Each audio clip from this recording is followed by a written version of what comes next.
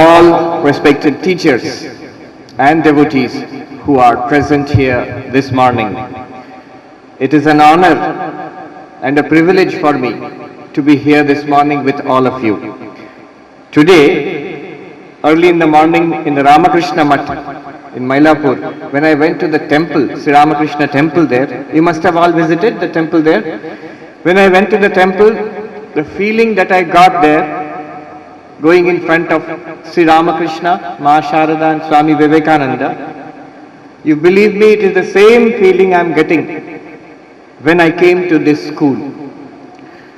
You are all doing work here in this school and the associated schools for girls from underprivileged backgrounds.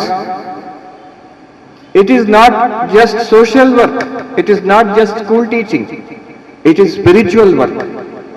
The blessings of Ma Sharada are with all of you. It is a work which is very close to the heart of Swami Vivekananda. Swami Vivekananda said, two great tasks are before us: uplift of the masses and the welfare of the women. And this is exactly the work which you are doing. You know, it is a great thing, a great privilege to be able to do something for others. You may be very busy. All of you are ladies, so that means you are working in the school, then you have got duties in the house. So most of the time, you know, women who are working, they often feel a lot of tension and pressure. We normally, in corporate executives, we have stress management programs for corporate executives. We have stress management programs for IIT students and all. But many people forget the fact that women who work, especially in a country like India, they have a lot of pressure because the entire burden of the household is also on them, as well as the workplace. And they feel themselves internally, many ladies have said, when we are working in the school or in the college or in office, we feel a little guilty. Am I neglecting my household duties? Those who are working, who give up this career and go back to only household duties, then they feel, did I waste my life? I did not do what I was able to do. So always a pressure is there, which usually men do not have that pressure. Because a man, when he works in the office or in the school or college, in the house, if he comes back, he does not feel he has to do anything. If he does something also, little bit also he does, everybody will praise. He is such a good boy he is. Women, nobody will praise you. It is her duty, she will do it. So lot of pressure is there, I know. And all of you must have faced this and you are facing this. But remember, it is an opportunity to do something for others. For all these little girls here in the school and for your family members. Just imagine if there is nobody who needs you. Suppose nobody needs you. And children do not need you here, your family also, they have grown up and all gone, so nobody needs you. You are totally free. Will you be happy? I don't think so. It is in fact a blessing to be needed by others. You may be under a lot of pressure, it may be very difficult for you from time to time, but still it is a great blessing to be able to do something for others, to give something to others. You are giving love, you are giving service, you are giving your knowledge. Swami Vivekananda said, in Dhanam, giving, there is Annadanam, giving food, there is Arogya Dhanam, giving medicine to the sick, and Vidya Dhanam, giving education to those who need it. And the highest Dhanam is Vidya Dhanam. Now for whatever reason, if you believe in God, by God's grace, you have all got that blessing. You are put in a position where you can give Vidya. You can give Vidya and you are giving. It's a very great blessing. You are put in this position. Today, I will share with you certain ideas of Swami Vivekananda. You know, that's why he said, those who are in the position of giving, he said, if you give, let the giver kneel down and offer. Let the receiver stand up and receive. You are not doing charity by giving. It's a great opportunity given by God. Now today I will share with you 3 ideas of Swami Vivekananda, which will be useful in all our lives also and in the lives of the children. See, the advantage of telling teachers is If you tell one person, you are telling only that person. But if you tell one teacher, you are teaching, you are conveying the message to 100, maybe thousands and thousands of students. So many people will get the benefit when something is shared with you, and you can share this with others also. So I'll be brief. I will share with you 3 ideas of Swami Vivekananda today. Only 3 ideas. Educational ideas of Swami Vivekananda, which are useful for students. First and most important, Swami Vivekananda talks about the importance of self-confidence, having faith in oneself. The power of having faith in oneself. Swami Vivekananda said, the old religion says, he who does not believe in God is a Gnostic atheist. But today's religion says, he or she who does not believe in herself is an atheist. If you believe in God, very good. But if you do not believe in yourself, you are an atheist. Swami Vivekananda says, never tell yourself that I cannot. Always say, I can do it. What others have done, you can do. What others have not been able to do, one day you also may be able to do that. So, this faith in oneself, that I can do it. It seems the great industrialist, Ford, vehicles, cars, Henry Ford, it seems he said once, if you think I can, you are right, you can. If you think I cannot, you are right, you cannot. So, depending upon your belief in yourself, sometimes I tell the children the importance of faith in yourself. You know, Mercedes vehicle, very powerful, BMW, Mercedes or whatever, very powerful vehicle. But if the driver puts his foot on the accelerator and also on the brake, accelerator and the brake, what will happen to the vehicle? It will not move. Engine will raise, big noise, lot of noise will come out, but the vehicle will not move. In fact, a small auto, that will move faster. It is just like that in our lives. If we do not have confidence in ourselves, faith in ourselves, the belief that I can, it is just like putting your foot on the brake. You will not be able to use your talent, your abilities, your capacities if you do not have faith in yourself. So that's why you put your foot on the accelerator, not on the brake. And that is the power of self-confidence.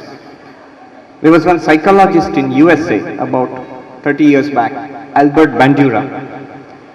He developed this concept of self-efficacy. There is a new word which he developed, which he invented, self-efficacy. Self-efficacy means the feeling that I can meet most challenges in life. Whatever challenge in life will come, I can face it. You see, you have all seen this in your classroom. Many girls will be there in the same classroom. You give the same problem or question to them. Some of the girls will try. Some will not try. I can't do it. It's too difficult. When you try and make a mistake, again some girls will give up. But some are there who will keep on trying this way or in some other way. Now they have the feeling that if I try, if I keep on trying, I may be able to do it. The others don't have that confidence. It is too difficult for me, no use trying. They simply sit quietly. Now those who have this self-efficacy, that the ability, if I try a little bit, maybe I can do it. They are the ones who succeed. This is another variety of self-confidence. It actually comes to children who have some love and care in the family and who have had some success in their life, maybe in lower classes, little bit of in games, in studies, in extracurricular activities. Then this feeling develops in them, I can also do it. And then they will keep on trying. Those who do not try, obviously they will fail. If you try, maybe you have a chance of succeeding. If you don't try, you'll never succeed. That's guaranteed. So this is called self-efficacy. The feeling that I can meet the challenges in life. So this is an extremely important point made by Swami Vivekananda. He used the term Shraddha. Shraddha does not mean only religious faith or being respectful to elders. Those are good things. But most of all, Shraddha in oneself. What others have done, I can also do. At least I can try. So, this Shraddha, this confidence, living confidently, this is one message which is useful for us and useful, very useful for the children. From the childhood onwards, if you can infuse this message in them. And it can be done in a structured way. So you give simple problems to the child. You know that the child knows this. The girl can do it. If you give it to them and the girl does it and you praise very much. That, oh wonderful, you did it, how did you do it? And you show that, oh, she has done it. It may be something very simple. But the confidence is built up within that girl. Especially girls, both boys and girls, but especially girls from an underprivileged background, they need this confidence very much. Swami Vivekananda said it for everybody. He told this for everybody. But you understand, you have seen yourself in the classroom. It is these girl children from underprivileged families who need this self-confidence very much. So this is an extremely important point. For our lives also it's necessary, but especially for children, especially for girl children, the children you are dealing with in the classroom. This is the first point. Confident living. Confident living. And it will not come by itself. You have to help them to gain confidence. Number one. Number two. Swami Vivekananda said, always have a high goal in life. Always have a high goal in life. If you ask the girls in your class, what is your goal in life? You'd say, why the girls in the class? If I ask the teachers here, what is your goal in life? Many of you will give me a better lecture than I can give on what should be the goal of our life. But what is your goal in life? You scratch your head. Nothing really, I've thought of nothing specific. Just like that. Huh? Why are you doing this? It so happened. I finished school, I did my college, and this opportunity has come, that's why I'm doing it. But we should have a goal in life. Sometimes I tell the children, when you go from this school to your house, don't you get into the rickshaw. When you get on a rickshaw puller, you will tell him on the rickshaw when you get on, that brother, you take this route, by this route you will go, this much money I will give you. Don't you say, yes. Will you ever get on the rickshaw or auto and say that, go, let it go on as it is going? You will never say that. You will say, like this, by this road I want to go to my house, this much money I will give. But in your life, when we have got into the vehicle, bus of our life, or the vehicle on which we are, this life itself, where are we going? I don't know. As it is flowing, so I am going. That reminds me of a story. In a village, one gentleman was going on a horse, racing past on a horse, is galloping. And the landlord of the village, maybe, he was on the horse. And one person standing, seeing this person rushing past on the horse is galloping. Sir, where are you going? And this man looked back and he said, I don't know, ask the horse. Actually, horse is running away, he cannot control it. But we are like that. We have got on the horse. Horse is our life. Where it is going, why it is going, ask the horse. So, have a goal in life, a purpose in life. Have a purpose in life. Often I tell teachers and students, you know what is the meaning of this cloth I am wearing? Only one meaning it has got. That I have a purpose in life. The fellow who is wearing this is an ordinary fellow. But only thing is, he has selected an extraordinary purpose in life. Ordinary life becomes an extraordinary life when you have a purpose, a high goal in life, high purpose in life. What should be the purpose? You say, madam, what should be the purpose? Your student will ask. That you cannot say. You can only show them the lives of great people. After that, what appeals to that girl, what she likes, what she feels like doing, that will be the purpose of her life. And it can change also. When she is a little girl, she might feel, I want to do this. When she grows up in college, different purpose may come. When she grows even older, another purpose may come. That's all right. But at any point, certain purpose must be there. For you, as teachers, you have a wonderful field. For throughout your lives, you will be dealing with hundreds or thousands of children who need your help. Automatically, you have a high purpose in life. Automatically. But if you are conscious of that, then what happens is, I am always conscious. This cloth makes me conscious that I have this purpose in life. So what happens is, my thoughts, they converge on that purpose. And my speech, what I say, they will be related to that purpose. And the actions that I do, they will be related to that purpose. Because the purpose in my life is uppermost in my mind. What is the difference between, say, we are there, someone like Mahatma Gandhi or Sister Subbulakshmi who established this school, Swami Vivekananda, and us. Both of us, all of us, the great people there, and we have the same 24 hours in a day. We have the same 24 hours in a day. But the difference is what they did with those 24 hours and what we are doing with the 24 hours. Their 24 hours was channeled towards a purpose. They had some goal in life. We also, everyone should have a goal in life. If you just look at your life, you will find purpose. Just have to acknowledge, yes, my goal in life, my purpose in life is to help these young children, to make them strong and confident so that they can lead purposeful lives, make them happy, to go back to my family and do the best I can do for them, pray for them and serve them to the best of my capacity. These are great purposes, wonderful purpose in life. So, to have a high purpose in life, that's the second point. Last, one more point, 3 points I wanted to share with you. Third point I want to share with you is a great power that we all have. It is the power of concentration. Something very important for children, especially children in these days. From morning till night, they are always being distracted. A cartoon on TV, mobile phone, whatnot. So power of concentration is extremely important. Swami Vivekananda said, the difference between an ordinary person and a great person lies in the degree of concentration. We know the stories of Swami Vivekananda, how he had a tremendous power of concentration.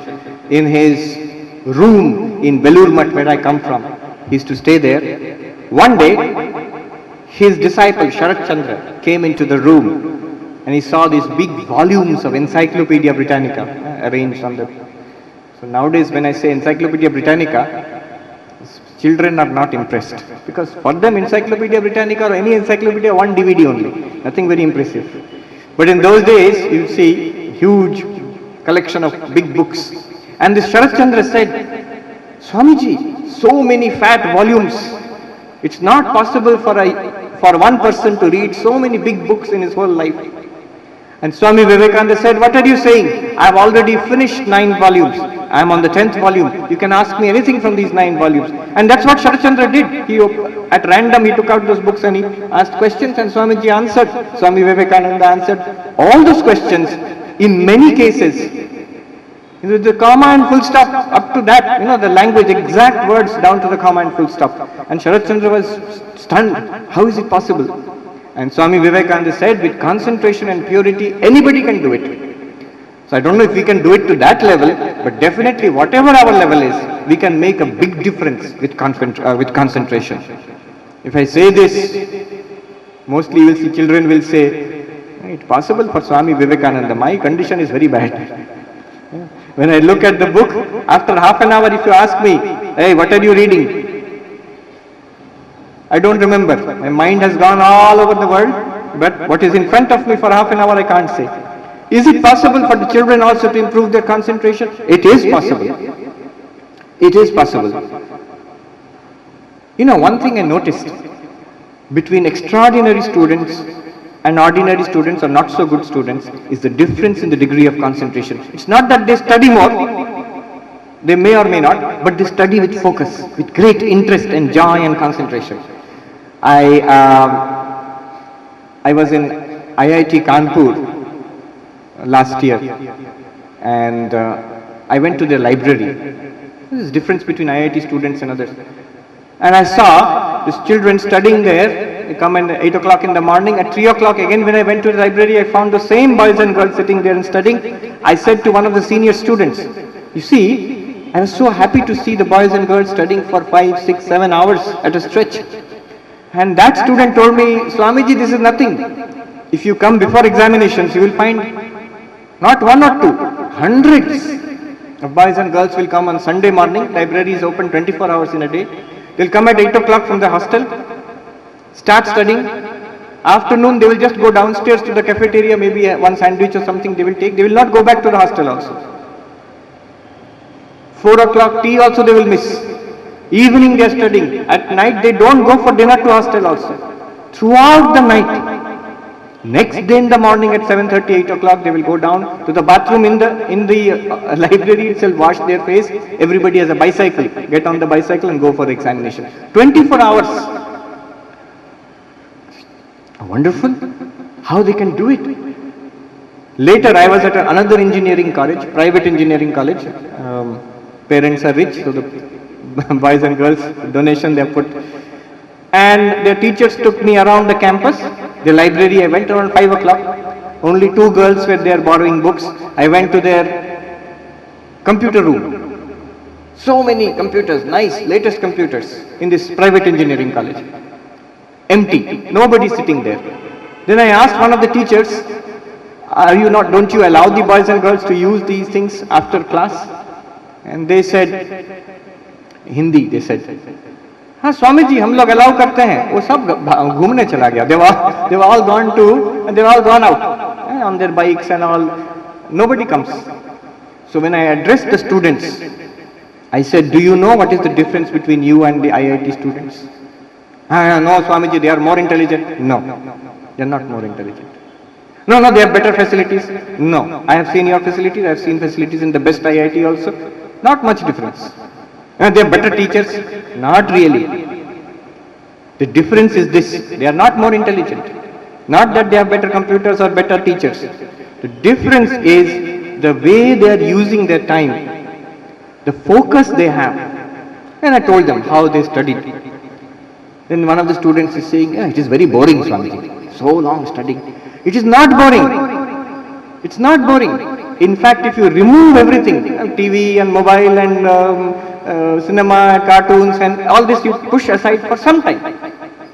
You remove everything, sit down with your book and study. The joy of learning, the joy of concentrated activity. We are all students, we are all in academic field. I also have been teaching for 20 years now. First I taught school students, then I taught school teachers in B.Ed college. Then I was in the university, now I am teaching monks, sannyasis, brahmacharis in Belur Math. 20 years I have been teaching. All of us, we have had that experience. You see, do you remember when some subject or some topic which you liked very much and with seriousness you read it for some time, 2, 3, 4 hours. You see, you will feel tired, but you feel a joy, you feel a satisfaction. That is the result of concentration. So concentration, if you do work with concentration, it is not boring. In fact, it is quite enjoyable. So, this is what I shared with the students. One Swami I know, one monk in Belur Math, he joined as a brahmachari in Madras, in Mylapore, Ramakrishna Math. Now he is a Swami in our university in Belur Math. Last year, he got the Bhatnagar Award for mathematics. It's the highest science award given by the government of India. First time to a sannyasi, I think they have given. Anyhow, he is a pure mathematician. Very brilliant. One day I saw, you see, what is the secret of this success? At 7:30 in the morning, I went to the university. That Swami came out and he's very tall. He looked at me and he said, I'm going to sleep now. I said, in 7:30 in the morning, you're going to sleep? He said, last night, 8 o'clock, up to 8 o'clock, he was working with some PhD student on some problem. The student went home and at Swami, he continued working, 9 o'clock, 10 o'clock, forgotten to eat. 11 o'clock, 12, 1, 2, 3, 4 o'clock, 5 o'clock, 7 o'clock, he finished the work, now he is going to sleep. Now, I asked him the question, all your minds also, in my mind also, same question was there. If I was there, Swamiji, I would have said, okay, enough today, let me eat, go to sleep, tomorrow we will see. Why didn't you eat and go to sleep? Now look at his answer. He's tall, so he's looking at me. He's looking at me as if I am mad. He's saying, I asked, why didn't you go to sleep? He says, but I cannot sleep.